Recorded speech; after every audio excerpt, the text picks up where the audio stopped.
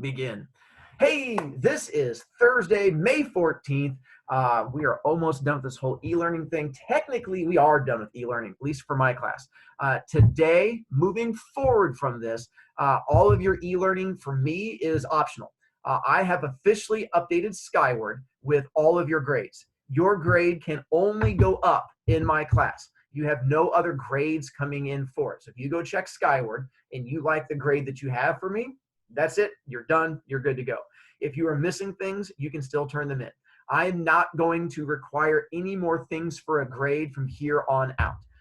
There is going to be a Socrativ today and then Socrativs next week, but they are optional, which I'll be talking about in a moment, which is going to go to the thing that Perla was asking about because they are going to be extra credit. And so it's going to be a way for you to sort of bump up your grade for those of you who want to do it.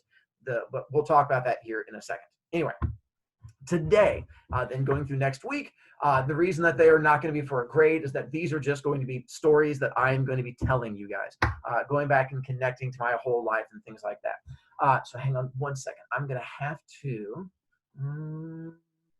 there we go. I have to take away your guys' pictures up there because you're going to be slightly distracting, and today's a tough enough thing for me to do.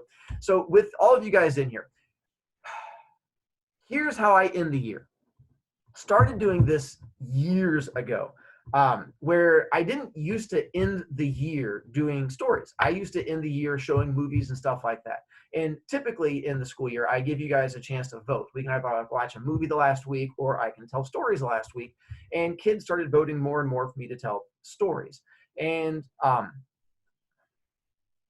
going to pause and probably have and not be as easy of a flow as I do the story today and then going into next week, because unlike teaching, which is easier for me to do because it's a lot more of me just teaching basic dry stuff, these are stories that connect back to my life. And all of the stories come up are painful for me to tell, which we'll get to here in a second, because there are going to be three major mistakes I made in my life. I've been arrested 3 times. And so all of them, when they happened, were absolutely horrifying to me. And they are not things I ever thought that I would tell others. But I have learned in my years of teaching that a lot of my job as a teacher is not just teaching English, but trying to make kids better people. And part of that whole trying to make kids better people is trying to help guide you. So, oh, wait. Quick pause real quick. I'm going to come back to this. I got to do a thing real quick. Let me show you guys on my PowerPoint. Sorry to interrupt, but if I get into this, I'm going to get completely distracted because I'm going to get all emotional. I'm going to try and not do like emotional things and stuff like that. So here, let me get the boring stuff out of the way. Then I get to go back to being emotional with you. For those of you who don't think I have emotions, I completely understand. I've done a good job hiding them most of the year, but apparently I do. All right. So real quick, before I forget, here's your official boring stuff. Skyward is completely updated. I am not giving you any new grades after today. So go look at Skyward. Anything you are missing, if you want to get it fixed, you're more than welcome to go get it fixed. Your grade can officially only now go up. I'm not going to be including any new things. So, and I'll be sending this out to your parents also and letting them know, hey, double check anything on there, anything that's missing. Also, here's another thing I'm going to do. I know e-learning sucks.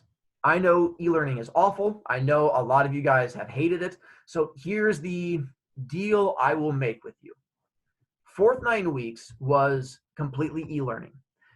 If you are not missing any assignments in your 4th 9 weeks, I will make sure your 4th 9 weeks grade is the exact same as your 3rd 9 weeks grade. Whatever you ended the 3rd 9 weeks with, if you are not missing anything, any assignments, if you've turned in everything in the 4th 9 weeks, even going back and doing it, then I will make sure that your grade matches. Now, the problem is you're going to have to contact me. So if you realize that you've turned in all your work and your 4th 9 weeks grade is like a B and your 3rd 9 weeks grade was an A, send me an email and say, hey, I've turned everything in. My 3rd 9 weeks grade was this. My 4th 9 weeks grade is this. And I will bump your 4th 9 weeks grade up to match your 3rd 9 weeks, as long as you have turned everything in. And now you can officially turn everything in for like another 2 weeks. So you have 2 weeks to get everything done for me if you are wanting to get it done. So that's the thing I'm going to try and do. Oh, hang on a second. I'm going to be nice. Casper's trying to come in. All right, Casper is now coming into there. Easy. You have a question about that? Yeah, do you mean like turn everything in for just your class or all Right. classes? Don't care about your other classes. That's their issue. All I care about is my class. So I don't know what they're doing for their classes. I'm just saying for my class, if you've turned everything in for English, and I will make sure that your grade does not go down from third 9 weeks to fourth 9 weeks. And I figured as long as you guys are doing work for me, then I'm happy to do that. Maggie, what's up? Have you graded the Outsiders quiz too? I have graded everything. Everything that's been turned in, I have put onto Skyward. If not, go and look and email me and tell me to go look for it. If you think you've done a thing and it's not on Skyward, send me an email. And the problem is I have so many kids turning in late work that sometimes I mark it off in one spot and then forget to mark it in another spot. So yeah, absolutely. And there's, trust me, I am absolutely human. And if you think you've done a thing, there's every chance you've done a thing and I've just misplaced it. So send me an email and tell me, and I'm happy to look for it. Not a problem at all. Yep. Rosie, what's up with you?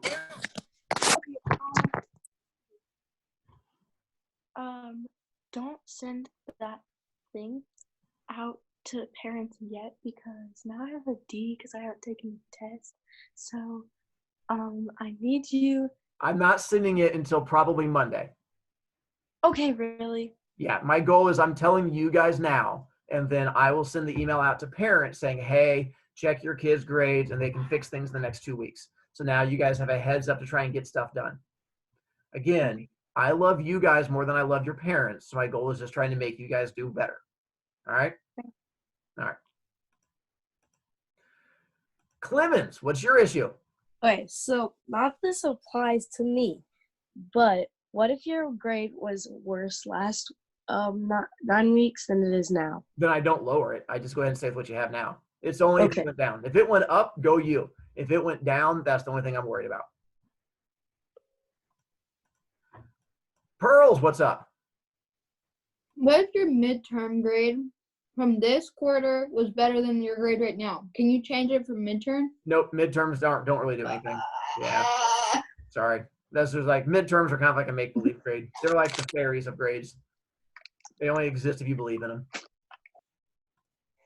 All right, then back to here. So all remaining Zooms and Socratives are optional. If you're fed up with me and don't want to hear my stories, then and you're happy with your grade, that's it. We're done. You do not have to listen to me again ever for the rest of your life.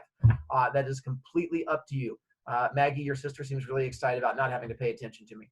And so that is completely up to you. For if you want to hear my stories and stuff like that, you're more than welcome to keep paying attention and things like that. But yeah, from here on out, they're optional. iPad turn-in, the one they're talking about next Friday, I'm going to try and find out if I can volunteer to work it. So if you would like to be able to see me, and I'll let you know when it gets closer to it, I'm going to try and be there, like picking up the iPads and helping out and stuff like that. So I'll let you guys know, but my hope is that I'll get to interact with you guys like one last time if possible. For yesterday's final test, this was your last big final official grade for me. Final out, final gospel, that is the test over the entire book. It was just like the mythology test. You have until Sunday night or by Monday at noon to get that done and turned in. All right, a quick timeout. In all honesty, I have not counted any test or quiz late. I count the Socratives each day late if you take a week, but if you go back and take a past quiz or test that you've not done, I don't count any quiz or test late. As long as you do it, I count it. Because again, I understand how awful and traumatic all of this is. So as long as you do the quiz or test, I'm good to go. It's more the daily homework that's responsibility I'm worried about. Again, all of my past stuff was on my e-learning page. You're more than welcome to it. I will take any past work that you can turn in, you're welcome to. All my remaining Zooms from here for the next week are going to be at 10:30. They're going to be the combination of my regular and advanced because I cannot do this twice. As I get into the story today, you'll sort of see why. This is going to be a thing that I only want to tell once. And so going next week, I have Tuesday, Wednesday, Thursday. Tuesday is my story that I make about me at a store. Wednesdays me at college, and then Thursday is my last one where you'll actually get to see like real emotions, and I give you advice. We get like a bondy, connecty thing and stuff like that. All right. Here is today's optional Socrative. You only have to do this if you want. It is worth extra credit. It can get you up to 2 extra credit points, but you can only do it today. It closes at midnight. So if you go back and try to do this later, you are going to be out of luck. This is only for the kids who are watching it live or who go back and watch the video today. Otherwise, nothing. So the room name is the same as today's Socrative, Breakin', B-R-E-A-K-I-N. The question is, what did you learn about me today from the story? Good or bad thoughts, no judgment. I mean, I'm not going to judge you if you don't judge me. I'm just curious as to what your takeaway from my story is. So wait till I finish the story today, but that's what I want to know. What is it you think you have learned about me when you find out what happens in this story? Again, screenshot it if you want, and I'll be putting this up again at the very end in case you don't see it now. I'll remind you again then. All right, now I get into my actual story for you guys. Let's go to, hang on, let me jump out of this one so it goes back to my face. Stop sharing. This guy. All right, me. All right, so to give you guys a quick background on this, I did not used to tell stories at the end of the year. I used to do what almost any teacher would do, was to show movies at the end of the year. There's a reason why teachers show movies at the end of the year. The reason is a couple things. One, you guys might not know this, but y'all are crazy at the end of the year. As it gets towards those last couple of weeks and you guys just start spazzing out, trying to control you in a classroom is exhausting for an adult. So if we put a movie on, you guys see the little flickering screen and you settle down, and it makes our lives much, much easier. So because of that, a lot of teachers will show movies. The other thing is teachers have homework too, and it is exhausting. At the end of the year, our bosses give us a ton of paperwork that we have to do. And we don't want to do our homework any more than you want to do your homework. So the thing is, a lot of teachers will show movies because then we get to sit there and get our homework done during class while you guys are watching it, and you guys zone out, and we get our work done, then we get to go out in the sun also. And so that's what I did for the first several years of my teaching. And then a thing changed. And what happened was I'd been teaching for, I don't know, 5 or 6 years or so.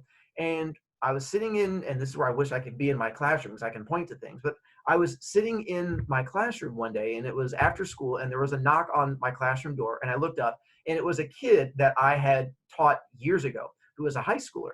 And she came in and she's like, "Hey, can I come in?" And I was like, "Yeah, kid, I've not seen in several years. What's going on?" And she was like, "Hey, I was driving by and I recognized your car," because I always told the kids what car I drove. I don't hide my car. I'm not really worried about kids attacking it. And she was like, "I wanted to come in and talk." And I said, "Fine." And this kid came in and she just sat down and we just talked about how things were going in high school, how things had changed since she'd been in my room. And it was nice. But here's the thing. I never did that with teachers when I was a kid. I never went back and talked to like a teacher. I never went back to a junior high teacher to have a conversation with them.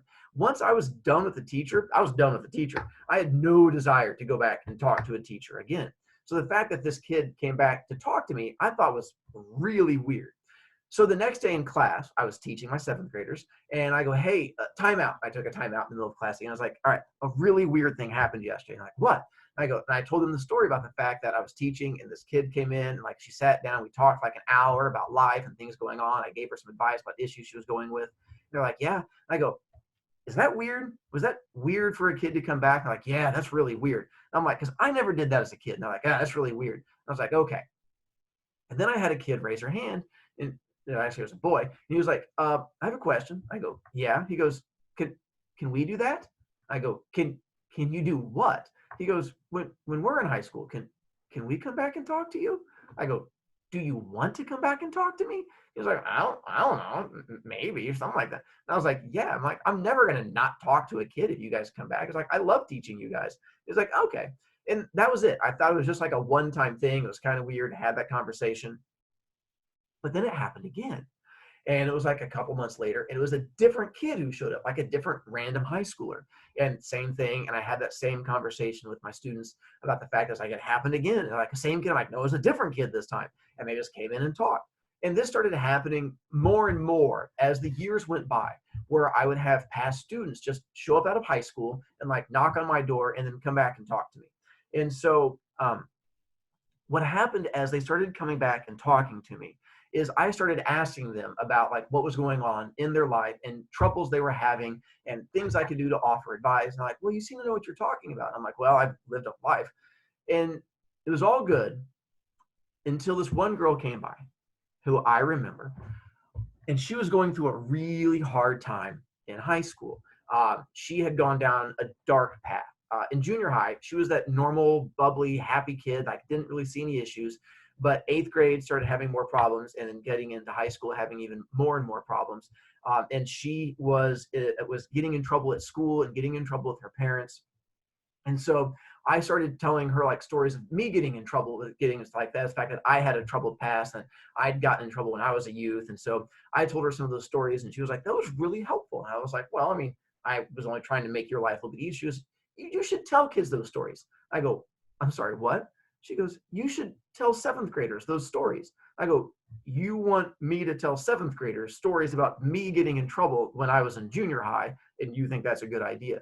She goes, well, it really helped me. I'm like, yeah, but you're a high schooler. She's like, nah, I don't think you're giving 7th graders enough credit. And so I stuck that away in the back of my mind, but I was like, that's just a crazy thing, not a thing I'm going to do. Until Clayton came along. And Clayton was a kid who was in my 5th period. And my 5th period, who I had this year, 5th periods are always the same. It's why I both love and hate 5th periods. It's because your blood sugar is low and you guys are complete spazzes. But some of my best kids come out of 5th period sometimes. And that was Clayton, who was in my 5th period. And Clayton was short for his age, but he was that kid who did not care what other people thought about him, which always impressed me, even in 7th grade. I mean, he would go to Goodwill and he would buy like Wonder Pets shirts and then wear them to school. And he thought it was the coolest thing in the world. And other kids were like, you're wearing a Wonder Pet shirt. And he's like, yeah, it's awesome. And he just would giggle. And you couldn't make fun of him because he seemed to be so happy all the time. Later, I found out that he had a really bad home life. And that's how he was covering for it. But while he was in junior high, I had no idea. But fast forward to being in high school. Clayton shows up at my door one day, and he shows up and he looks really upset. And I'm like, Clayton, what's going on? He's like, Mr. Broviak, I've really messed up. I need to talk. And I go, what's up? Come on in. And he comes in and he sits down, and like we do it, I'm like, hey, and he was still wearing his weird shirts, stuff like that. Looked older because you age as you get to high school. And so I was like, Clayton, what's going on with you? And he goes, Mr. Broviak, I got arrested. This was a first for me. I'd never had a kid come to me and tell me that they got arrested. I've heard the fact that like, they were having like issues, like fighting with parents, but this was new. And I'm like, oh, what happened? So Clayton goes on to tell me the fact that he got arrested because he was smoking pot in his car out behind the Best Buy in Noblesville.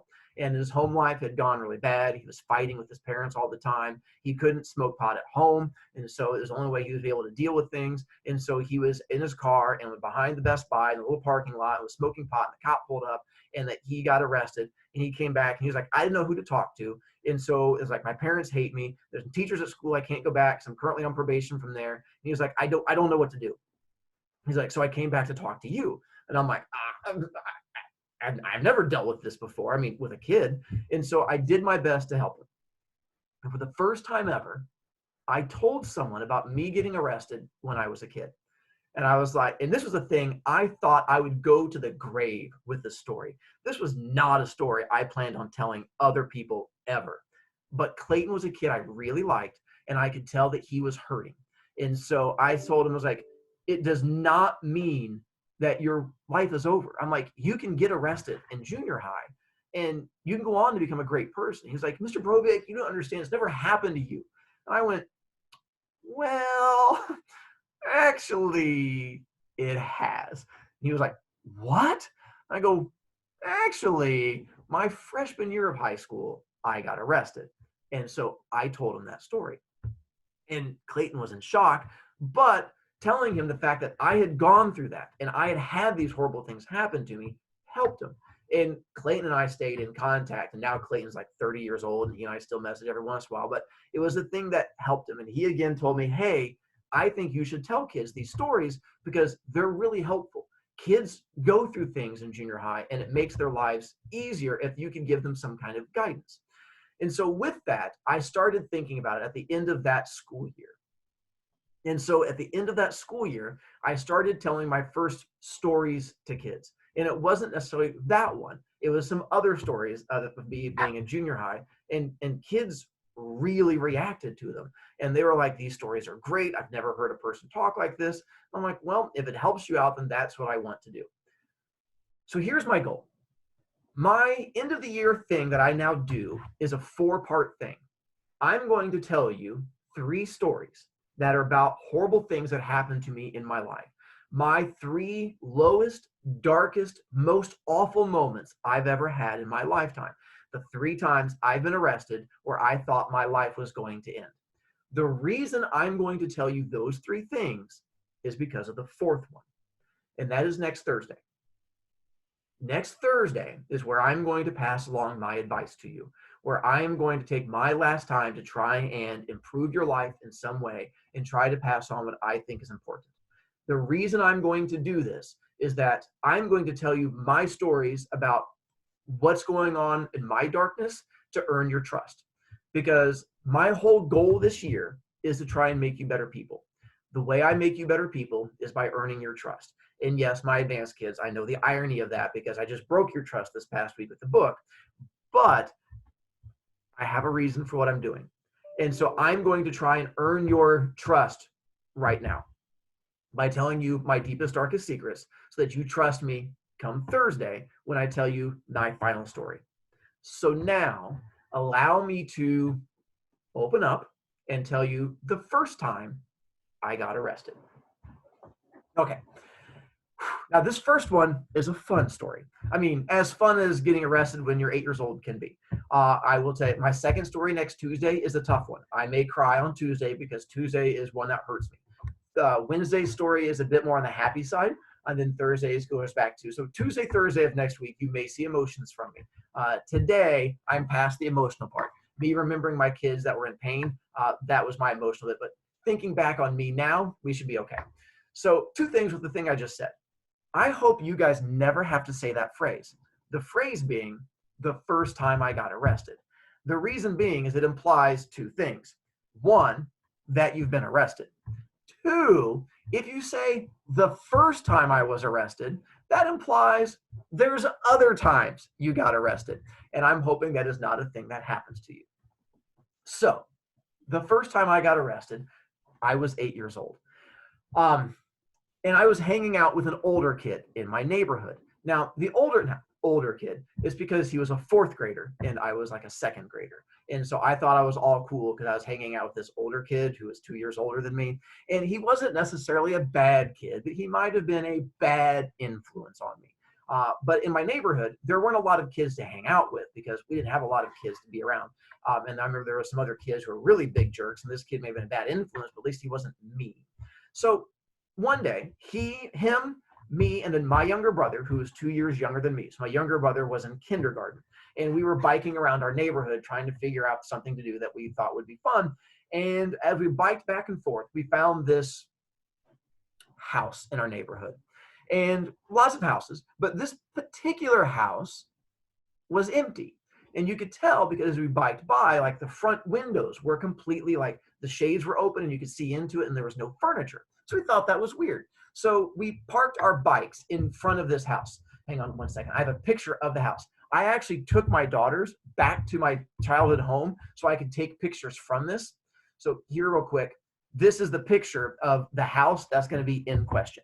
So when I talk about this house in a moment, this is the house where all of these things happened. All right, then go back to stop sharing. All right. So we found it. We parked our bikes in the front driveway, and we went up to the front porch area. And like we looked in the windows, and we could see like the whole place was empty. We thought this was so cool. So the 4th grader looks over and goes, "You know what would be cool? I think we should use this house as a clubhouse. If we go inside this house, then we could hang out in there and we could run around and have a really good time. And of course, second grade me thought that's a genius idea. Who wouldn't want to run around inside of a house like that? Let's definitely do this thing.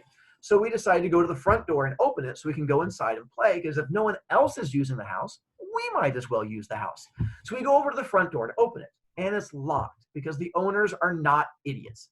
So we're like, we try to go around, but all the windows are closed. Plus, we're small children. And so when you're like in second grade trying to open a window, you're like, and nothing happens. So we're going around and we're trying to get into it. We come all the way around to the back of the house, and it had a fence that went around the back of the house. And we were able to get onto, like, they had, you see in neighborhoods, they have those big electrical boxes, like really big metal things. They had one in the backyard, and we could jump onto that and jump onto the fence like little squirrels and then scurry over the top of it, and we could get into the backyard. So then we got over that into the backyard, and they had a big sliding glass door. So we're like, oh, sliding glass door. So we go over to the sliding glass door, and we grab that one, and we like try to pull it, but of course that's locked also because the owners are not idiots. It's like, so we went back out through the gate, and we're like walking around like, we're thwarted. I guess we're out of luck. No point trying to get into this house. So as we're walking and leaving and coming around to the front, we look down next to the house, and they have this little windows set between like the bottom of the house and the grass. And I have a picture of what this looks like also. This is what we saw. Hang on. In case you're unfamiliar with it, it goes into, come on, screen share. You're slowing down my story, computer. And into there, this thing. It's a crawl space window, and it has like a little silver thing that goes around it. If you have a basement, you have like really big windows. But if you have a slab house, it's when the house is like flat on the ground. But then some houses have what's called a crawl space, which is like the house is like 2 feet off the ground, and you can crawl underneath the house in order to get in there and like fix pipes or wiring or cabling or something like that. And so we saw these little metal things and these little tiny windows. And so at this point, the fourth grader was like, hey, I bet we can get in through one of those. So he goes over and pulls on that window, and the window opens. It goes, we're like, ooh, and we get really excited. The problem is, it's a little tiny window, like slightly bigger than like your iPad. So like the fourth grader's like, hey, I'll try to get in. And he'd try, and the fourth grader's like, oh, I can't do it because I'm too big, because fourth graders are humongous. But he's like, swells out his shoulders. He's like, I can't get in there at all. He looks at me and he was like, why don't you try and get through there? When I was younger, I was what you might call a wussy. I did not like things like dirt and bugs and spiders. Things like that scared me. And so I looked in there, and all I saw was death. And I did not want to go into a little death hole. So I said, I had a better idea. What any older sibling would do. I immediately turned to my younger brother, and I said, Nick, my younger brother's name, I have an idea. Why don't you go in there? So I grabbed my brother to try and shove him into the hole, because I figured shoving him into the hole was a much better idea than me going into the hole. But my brother had a natural defense mechanism, which was curling into a ball and crying.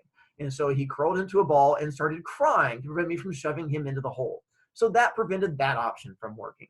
So again, we're trying to figure out how to get in the hole. Can't use my brother because he's gone turtle cry. Can't use fourth grader because he's swallowed himself up like a puffer fish and he can't get in. So that leaves one person. I was a thin twiggy of a child. If you remember pipe cleaners, if you took a pipe cleaner and then made like a person out of it and then sprinkled magic dust on it and that thing came to life, that was my body build when I was a child. I looked like I was just made of sticks. And so the chances of me being able to fit through this window were really, really good. And so I go, all right, I'll go in there and see what I can find out. But I was like, had little tears coming down my face and stuff like that. And so I put my little arms into them, like, okay, little twiggy arm, I'm like, and I pull myself in, and it was awful. As soon as I start going in, spider webs like go across the front of my face. It was awful. And I could see bugs going around all over the place. And I was like, it smells like death. And the fourth grader was like, keep going. Can you get anything? And I was ready to back out. I was like, I'm done. There's no way this is going to happen. I'm not going any further because I can't see anything but darkness everywhere. And I don't know why this happened. I'm not sure if those of you who believe in God or a higher being or what it was, but I'm down there in the dark, ready to back out. and all of a sudden, a beam of light just shoots down right in the middle of it. Out of nowhere, it's almost like God was like, "Ah," and shows me there's a hole in the house right in the middle of like the ceiling where I am, in the floor of the house. There is this opening, and there's light coming down through it. So I go, I see light. And the fourth grader goes, can you make it there? And I go, I'm going to find out. So I start going. One of the bravest moments I've ever had was second grade me going through there with, I have no idea how many wild squirrels and snakes and killer ants and, I don't know, murder hornets, whatever was around me. But I'm just going. And I'm like, I'm going towards the light. I'm going towards the light. And I'm going across. I can feel the little spider webs going past me. And I get to it. And I look up, and there is a hole in the floor of the house or in the ceiling above me. And I can see up into the house. So I look over my shoulder and I go, hey, I can see up into the house. He goes, can you get up there? And I go, I'm going to find out. So I stand up, and I stand up my little twiggy body, and I stand up through this hole, and I can get into the house. And I put my little hands down, and I can shimmy my little body up, and I get up inside the house. And it's like this big, weird, at the time, I had no idea what it was. It was like this weird electrical area. There was like a big humming machine to one side, a big hot, big metal thing to one side. Turns out later, being an adult, looking back on it, it was the utility closet, where like the air conditioning unit is, like the water heater is and stuff like that. That's what it was. And the thing that was bringing in the light, they had these special doors that looked like, come here, special doors. They looked like this, and that had like, you could push in the middle of it, and the two doors like snap open. And so that's what, somehow sunlight was coming through this upper window, hitting these doors, and then coming through those little slats, and then hitting this. Somehow it was the perfect alignment of sunlight, went through that into the hole and guided me to this area. So I was able to pop up into it, which was probably, looking back on it now again as an adult, a really bad thing to have a hole in your house that went into the crawl space. Maybe it was so that you could work on things. I mean, but any random thing like a raccoon or a squirrel or bugs or a second grader could just randomly crawl into your house through these holes, and you have no idea what's going to happen. So I crawl up, and I get into it, and I put my hands down, and I get between. I remember it was like the air conditioner, because it was really loud, like rah, rah, rah, rah, rah, and I was all scared. And I'm like, the rah rah thing. And I go between the little rah rah thing and like the heating, the water heater, which was super hot. And I push my hand into those doors. And when I push them, they just went snap and went over to one side and opened up. And I stepped into the house. And I remember, like, in my mind, I stepped out of this little closet and I stepped into the room. It was almost like this sound of like, oh, oh, oh. And I look, and I can look to my left, and there was the front of the house, and I can look to my right, and there was this the sliding glass back door area. And I'm going to show you again. I did my best to sort of draw what it looked like, because it's going to play an important role here in just a moment. So in this middle area I have where I step out underneath, and there's stairs that went right above me. If I looked to my left, there was the front door, this little yellow area. If I looked to my right, there was the kitchen, which had the sliding glass door. And then behind me was like a dining room and a family room. And there's like this big wall area, which had the garage to it. And so that's where I stepped into, and I could look to my left and see the front door, and I could look to my right and see the back door. So I ran over to the back door to slide that open. You have to use your imagination on this one here in just a moment. Hang on.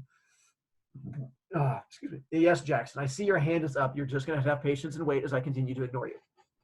So I go to the back door, and I slide open the back door, and I yell out there, I'm in! And I can go over to the back gate, and I open that up, and my younger brother and the fourth grader come running in from there, and we've all come into the house, and we were in this empty house.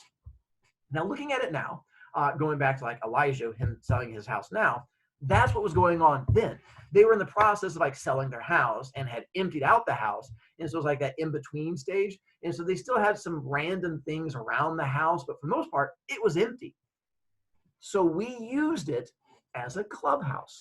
So we started running around this empty house, playing tag, rolling down the stairs, chasing each other, just having every bit as much of excitement as you could possibly imagine of 3 little elementary school kids having a completely empty house to just run around in and have fun. And it was a blast. And we spent all day there. At the evening time, it was time to leave. We went ahead and put everything back as best as we could, closed everything up, went out the back sliding door, closed the gate behind us, and then left. No problems. We were good to go. The next day, we wake up and we decide, what should we do today? Who are we kidding? Let's go back to our clubhouse. So we decide to go back to our clubhouse. But this time, we plan ahead. We bring toys with us. We each packed a backpack full of toys. Remember, I had Hot Wheels, I had G.I. Joes in there, all these like little things. Like we had like those like Nerf guns. We were like, anything you could think of that you could chase each other around the house in is what we decided to bring. So all three of us packed our little backpacks, rode over to this house again, parked our bikes behind it, like where the back fence was, because we were smart enough not to leave the bikes out front. And then again, I had to slither underneath, go through, pop up. This time it wasn't nearly as bad. I'm like, I can do it, whatever. I'm so big and strong. And popped up, push it open the back door. We come in and we play the entire day. It is awesome.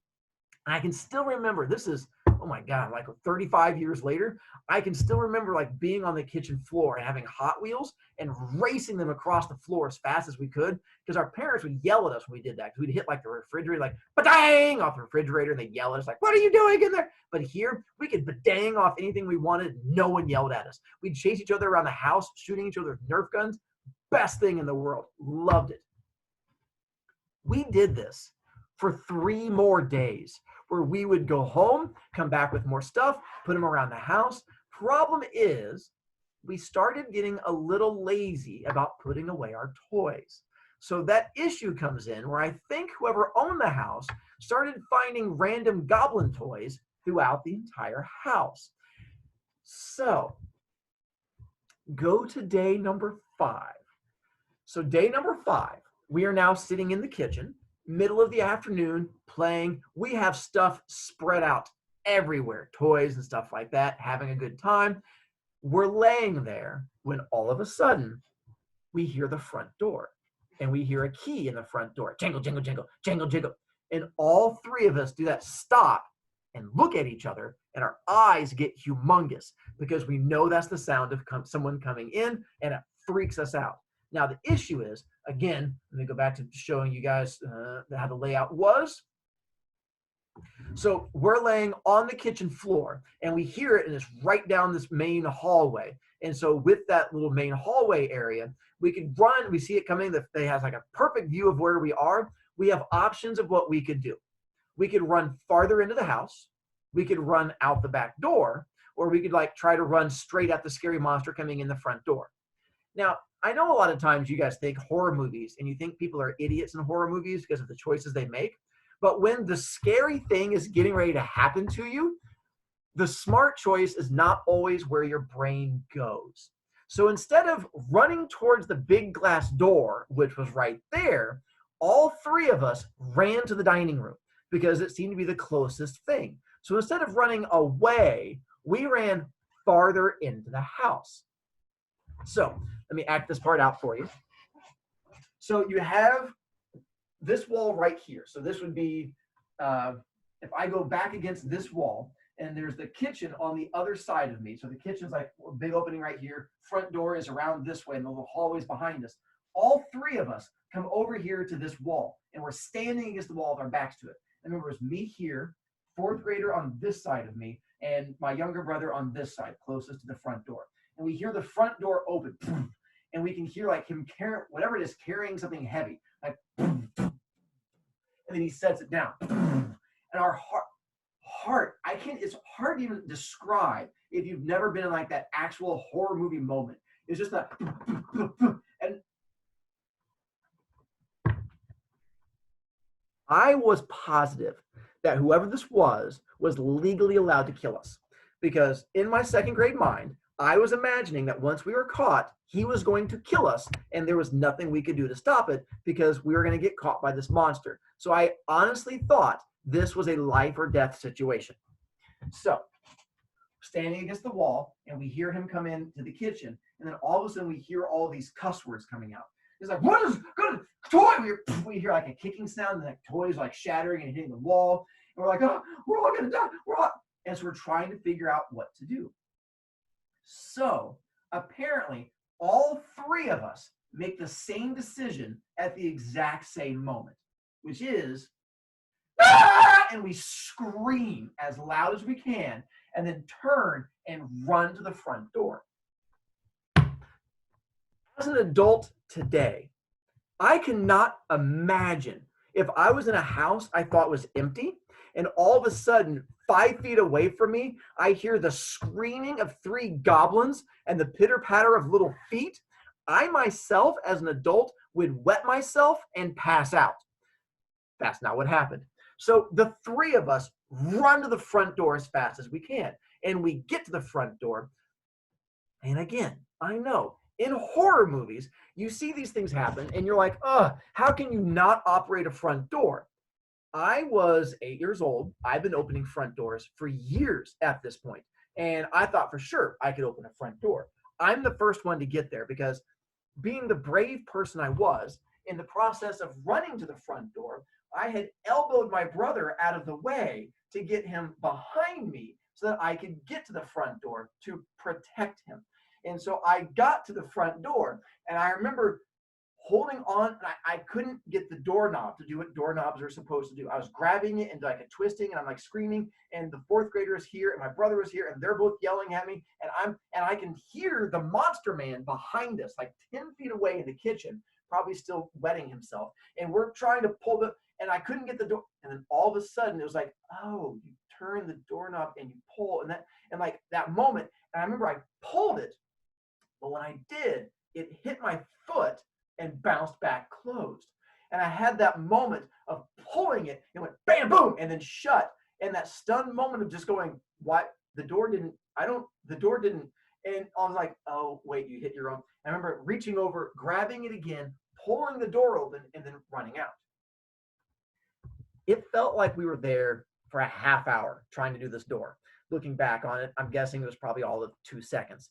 But with my heart beating and freaking out, that's what it felt like. So then all 3 of us go running out the front door. Now, being the master criminals that we were, our bright idea was to run straight home.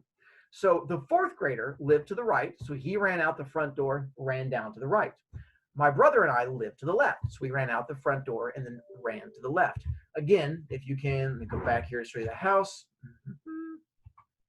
Come on, story. There you go. This is where if I was in the classroom, it'd be so much easier because it'd be up behind me. So as you can imagine, so this is the house that we come running out of the front door. The 4th grader goes the garage direction. My brother and I go the other direction towards the other side. And so we both take off running. Now, as we take off running, I run all the way down to the sidewalk and start running along the sidewalk. My younger brother, instead of running along the sidewalk, just turns left immediately and starts running across the grass. My thinking is, I don't want to trip and fall. Sidewalk is safer. My younger brother being, I just want to get away from the big scary thing. So we're both running as fast as we can. And I remember in my head, it was the fastest I had ever run. And I remember as I'm running, it was like, parked car, tree, bush, things just flying by me as I'm sitting there just running. And the guy comes out the front door. Again, as an adult now, I'm not sure what I would have done after wetting myself, but I don't think I would have done what this guy did, which was chase us. He comes out the front door, lands on his front lawn, looks around, and decides to chase us. Who does he chase? Me. Of all 3 of us, I'm the one he chooses to go after. And he also runs out down the sidewalk and comes after us. And I'm figuring there's no way he's going to catch us because I've got a head start and I'm running my little heart out and I'm just going. And I turn around, look over my shoulder, and I can see just like, and this guy's just gaining. And it is every bit of a monster movie that you can possibly imagine. And then all of a sudden, as I'm running, I feel this hand come down on my shoulder. And I have this, or the hand pulls me backwards, and I make a sound. And I remember as I got pulled backwards, looking over and making eye contact with my younger brother, who's like, my younger brother, adorable as he's taller and thinner, and they're looking at me now, but as a kid, he was a roly-poly. He was like a bowling ball with little legs. And so that's how he was at the time. He's like, blah, blah, blah, and he just kept going. And I remember he and I made eye contact. And I remember looking at him, and doing like this whole brotherly, keep running. And he looked at me and he was like, I'm not stopping. And he just kept on going and left me behind. Quick timeout. So I don't know how this would go today, but if you can imagine in your head, random house, 3 small children bust out of the front door screaming. Large man comes running out of house, grabs one of the children and starts dragging it back in. Sounds kind of scary. Someone should call the police. Nah, back in the 80s, they're like, it's another Tuesday, and they just let it happen. So this guy grabs me, turns me around, and starts interrogating me on the street. He's like, who are you? And I just like, ah! I just scream into his face. He's like, why are you in my house? I'm like, ah! Again, I'm convinced he's allowed to kill me. So that's why I'm going to start screaming at him, are you going to kill me? And he's like, what? And I'm like, please don't kill me. And I'm screaming at him as best I can. Elijah, that's what's going to get you kicked out. Choice is child. And so with that one, he starts just dragging me back into his house, grabs me, drags me back in, and then sets me on those stairs and sets my little tushy down. And he's like, if you're not going to talk to me, then I'm going to call the police. Again, did not grab my brother, did not grab the 4th grader, just grabbed me, drug me into the house, set me down, and then starts interrogating me. And again, I'm convinced that I'm going to die. So now he calls the police. I remember sitting there and listening to him like on the phone with the police. He's like, doot, doot, doot, doot. Like, yes. He's like, I'd like to report a break-in. Like, yeah. And he was like, yes, I have caught the criminal. Yes, they're in my house right now. Yes, please send the police.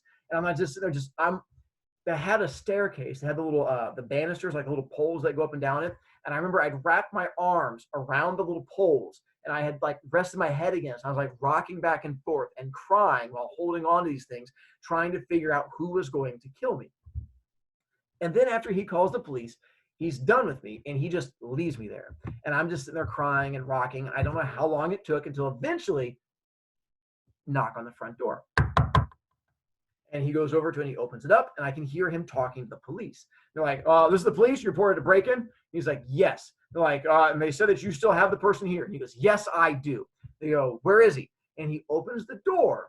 And I can still remember I'm sitting, my arms wrapped around, and I look up at the police, and the police look past him at me, a crying 8-year-old on the stairs. And I remember the police looked at each other, looked at him, and went, behind the crying child? He goes, no, that's who broke into my house. It was like, I cannot imagine now, like a police officer responding to a break-in at a house where he's caught the robber and it's a crying 8-year-old child holding on to stairs. And they're like, oh my God, this is the worst Tuesday ever. So the police officers come over to me and they're like, son, I'm like, oh. And then I remember asking the police officers, are you going to kill me now? And the police officers go, what?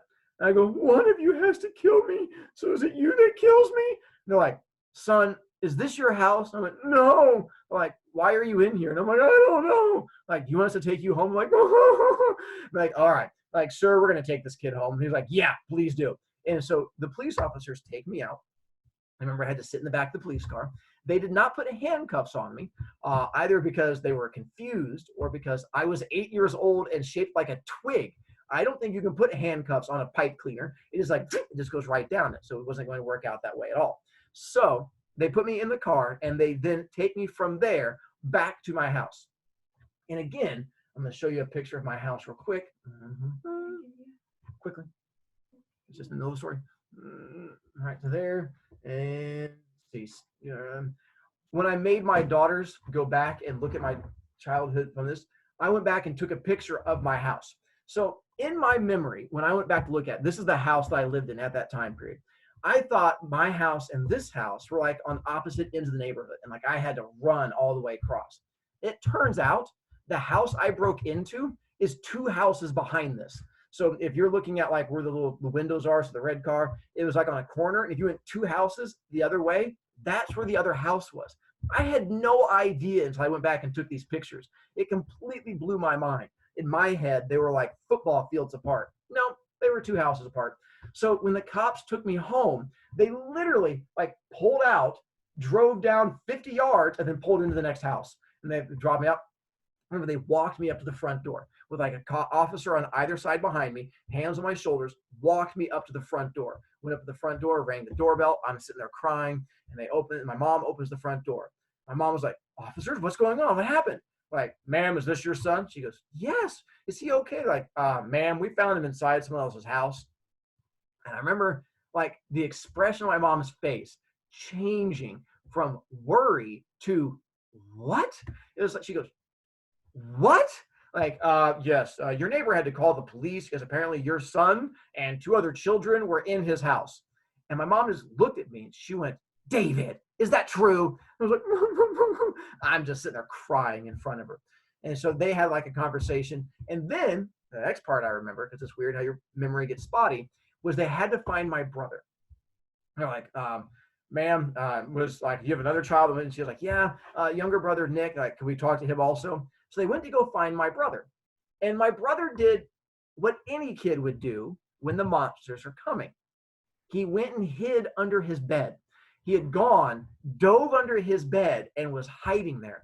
And I remember they had to literally pull him out by his feet. He was like, "Yeah!"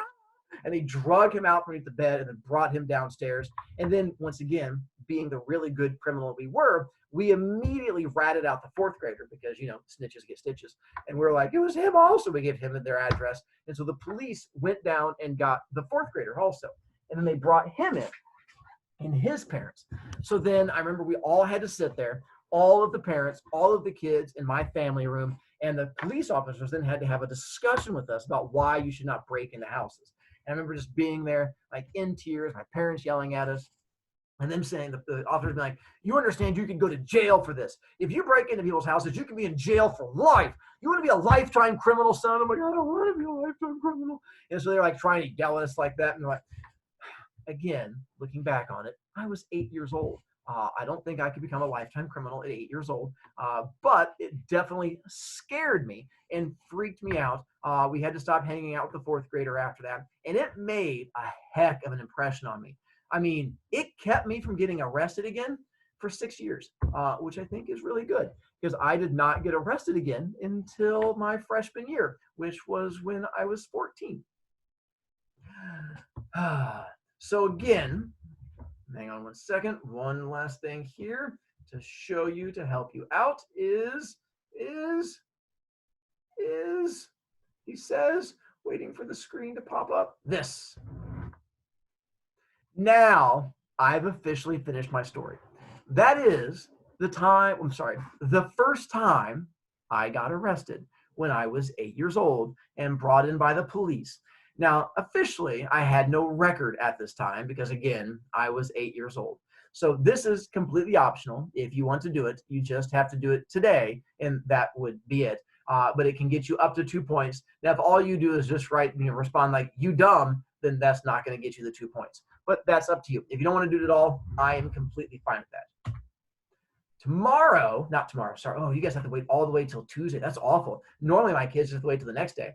Tuesday, we're going to get into this story when I was a high school freshman. This story is going to be a little bit tougher for me to tell. Me, when I was 8 years old, I think that's more of a funny story because I was just a dumb kid. When I was a high school freshman, and this time when I got arrested, this is a real arrest. This is like me doing a legit bad kid thing. And so when I tell this story, it's a harder one for me to tell. There's more emotions that are connected to it, and it freaks me out a little bit. And so it'll be told differently. There's a lot more feels in this one when we get to it. And then my other one we're going to get to, it goes back into a little bit happier area and stuff like that. But to here, and then here, and here, to the, yep. Officially, that is the end of the story for today. That is me trying to introduce you to me and my life of crime and all of the horrible things that I have done in my attempt to try and earn your trust. I've opened up one of my sad things that I never thought I would ever tell people, but then I did. Tuesday is the one I definitely never thought I would tell anybody because of how painful it was, and then we'll get a chance to go from there. Jackson, I apologize for not calling on you in the middle of it, but yeah, when I get into story, it's hard for me to stop because it throws me off. But I can talk to you now. What's up, kiddo? Yeah, you're talking, but we can't actually hear you. And you're out of luck. All right. And then to there. And Nick, let's try you. So I just want to say something. Wait, can you hear me? I can. Go for it. Sorry, I didn't know. I just want to say something. Like, imagine you're a child. You're hiding underneath the bed, okay? And there's a monster. You just hear on your leg. And then after you start getting dragged out, you're like, Someday I'm going to have to ask my brother. I keep forgetting to ask him if he remembers that day of getting dragged out from underneath the bed. Because I know I definitely remember it as his older brother, but given he was in kindergarten, so I'm not sure how much of an impression that made. But yeah, I could not imagine how freaked out he would have been. It was fun though. I mean, looking back on it at the time, no, but now it was amusing. I laughed hard during that story. I laughed very hard. I am glad to hear that. You're still going in class? I'm finishing up. I just finished the story. Now they're just asking questions about how I was a horrible child. Mohammed, how can I help you? Hey, you want to hear a joke? Quickly. Jenna, Bronwyn's waving to you. Why did the ducky got arrested? Why did the duck get arrested? He was caught selling crack. Luckily, that has not a connection to my story, or that could have been scary. I did not get caught selling quack. Jackson, you going to try doing that talkie thing again? Yep, still can't really hear you, Jackson. And done. I think you ran away. All right. So then, if you're... Not spill a whole bunch of papers. No, that'd be ridiculous. I would never accuse you of such things from there. Oh, Elena says hi, Jenna, also. Yay. I know, so many kids in there on that one. Thank you for those of you who watched. And for those, and then I don't know if Grace was still in there, but I watched Grace, you can say hello to your brother because I kept watching him walk back and forth behind you during my story, which was definitely entertaining me to say the very least. But other than that, and then also if I could see how that Maggie, I was watching your younger sister watch and be entertained the entire time. I was able to turn off most of the videos, but a couple of them I could not get rid of. And your sister enjoying it definitely tickled me. So thank you, younger Truex. Remember, Maggie, the thing you learn from this is anytime there's a scary dark hole under a house, cram younger siblings in that hole to save yourself. And younger Truex, remember, curl into a ball and cry aggressively. It is a much better defense than anyone gives it credit for. And then to there. All right, so the rest of you, hang on 1 second. I did not get a chance to scroll through all of the chats. I'm just doing a quick look on there in case I've missed anything of you guys yelling at me. Need more teachers. Alyssa, just double check. So you're saying you need more teachers who have a history of crime in their background, teachers who have been arrested multiple times. So you're saying you want to look for teachers in prisons. I like how you're looking at this, Alyssa. Very outgoing. By the way, Juanita, I don't see headphones on. So did your whole family listen to my story about me making... I'm glad I could make your guys' drive a little bit better then by entertaining all of them. There's some really small children behind you who might have been like really tormented for life finding out about this, but I guess now they've found out about me and my poor choices. All right, hang on a second, back to here. Shalini, who says she feels more loved. Yeah, most of you guys have been, it's been, hang on. Now, who here wants school? Pfft, me. I'm tired. Man, you guys could see me like jumping around and being way more entertaining, but that's right. So there, making sure, and sorry, scrolling through. Oh yeah, Ryan did get braces. Oh, Ryan, hopefully your braces went well. I forgot you were joining late because of that. Good luck. And midterms are fake. Midterms used to be important years ago. But now, for the most part, midterms really do nothing except for just an extra random grade. They're not really much important at all. Elijah, are you coming on to say goodbye before you disappear? Yes, I'd like to say goodbye. Bye, Elijah. Sorry for making you wait, kiddo. Take off. That's all right. Bye. Bye. And then, let's see.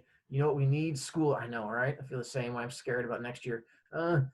Sorry, can we come just to say, oh, Malia, if you're still there, yes, on the iPad drop-off day, I'm hoping a bunch of you guys come by to say, I mean, don't get yelled at by the other teachers, but that's the reason I'm coming, is I can actually say hi to you guys, take random pictures and stuff like that.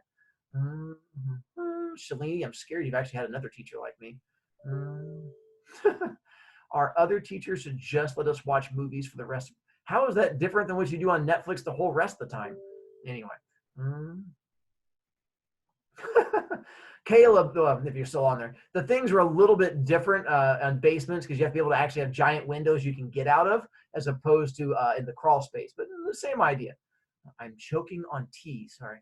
Is this what it's like for like a Twitch streamer or the YouTube streamer trying to actually go back and check stuff? Like in the middle of a story, I need someone to like read these things while I'm doing it and then be able to tell me. I need an assistant. I need a secretary. That'd be so much better. What is Mr. BroviCast e-learning? I don't know, stuff. And that's it. Aw, Grabinski. I did not know that your whole family was listening. Well, say hello to Mama Grabinski and younger. Your younger brother's in 2nd grade. See? He's old enough to have a life of crime. It's not too late, younger Grabinski. Start your life of crime now. Unless Mama Grabinski's still listening, then ha ha ha, JK. There. I'm always scared when parents listen to these, what they think about me. Aw, Stein, you drew me. All right, so I just now got to it, Stein. Hang on one second. I gotta make it bigger. Hang on, Stein. Where's the Stein picture? There. Holy moly. Aw, nice. You gave me hair. That's like the best gift you could possibly give me. Nicely done. That's so much better than Juggles taunting me with this big fluffy head all the time. Aw, thank you. That's a great picture. And Riley, I'm glad I did not disappoint you. I'm scared to know that was a worry in the first place. And this was probably my worst of the 3 stories. Well, no, today's the funniest of the 3 stories. And then Tuesdays is probably the most feels. And then Wednesday's entertaining. And then Thursdays all feels. Oh, hi, Mama Grabinski. All right, and then to there. And then Lizzie, what game are you playing on your PS4? Since I see you the whole time. Hang on a second. To there. It just jumped on me. Fine. Over to here. I'm trying to get, it's fighting me. I see Lizzie. There you go. I'm playing Fortnite with my little cousin and his friends. Oh, how nice of you. Yeah, I can see I can recognize the little PS4 controller. His I was just friend. being entertained. Where'd you go? Oh my gosh. Almost got hit by a car because of me. Shalini, I'm glad that I could remind you that you almost killed your younger sister. That is some solid bonding that we've had there. Go you.